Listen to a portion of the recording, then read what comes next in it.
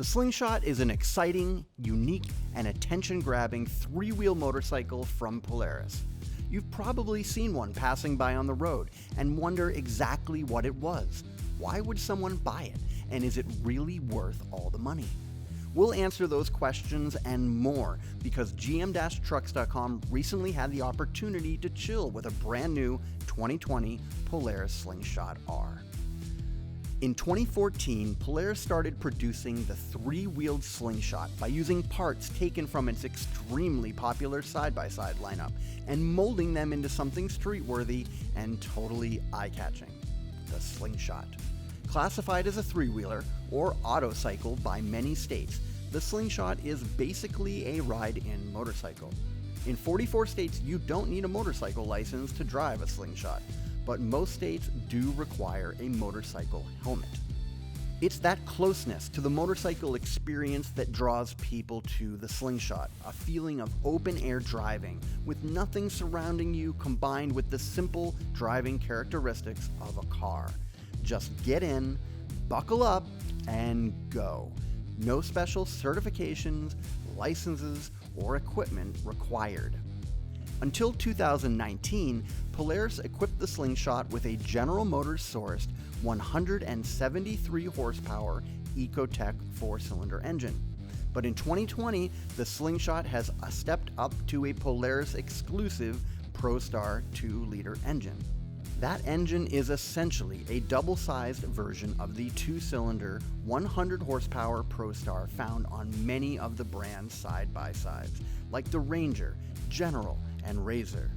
We've been a big fan of the 1-liter ProStar for years, and the 2-liter version also earns our praise for packing a lot of punch in an extremely tight package.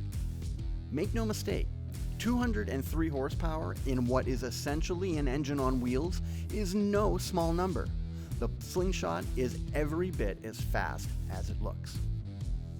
Also new for 2020 is the addition of an automatic-style auto-drive transmission. Essentially a hydraulically actuated manual, auto-drive shifts between 5 forward gears and 1 reverse with no manual intervention. Do-it-yourselfers can still opt for a manual transmission on Slingshot R though. As we mentioned before, the Slingshot has been significantly updated for 2020, with over 70% of its parts new for this model year. Updates from 2009 include a refreshed and more aggressive exterior, Ride Command 2.0, and a new drive mode system that changes the demeanor of the Slingshot at the push of a button. Polaris has also tuned the suspension and frame to offer a better composed ride and feedback. But for all of that fun, get ready to pay a price. The 2020 Slingshot SL starts at $26,499. So what did we think of the Slingshot? We were lucky to test own a Slingshot R for 3 incredible weeks this past summer. In our time behind the wheel, we had a chance to explore every facet of this exciting three-wheeler. In the end, we loved many things and disliked a few things about the refreshed 2020 Slingshot R. First, the Slingshot is unlike any other vehicle we've test driven. The attention this thing brings to whomever is driving is unreal. Like a Ferrari or McLaren, people notice the Polaris Slingshot. Behind the wheel, the Slingshot also offers blistering performance. With no frame flex and a stiff suspension, there's no curve that's too tight, no country road that is too winding. Every drive in the Slingshot is exciting and gets your heart racing. But in other ways, the Slingshot fell flat. We were not fans of the auto-drive transmission whatsoever. It's slow, takes forever to shift, and always seems to shift at the wrong time. Even a moderate push on the accelerator seems to prompt a long and slowly drawn-out downshift. On multiple occasions, we found hammering the throttle from a stop would light the rear tire up, only to fall flat on a sluggish 1-2 shift and kill all forward momentum.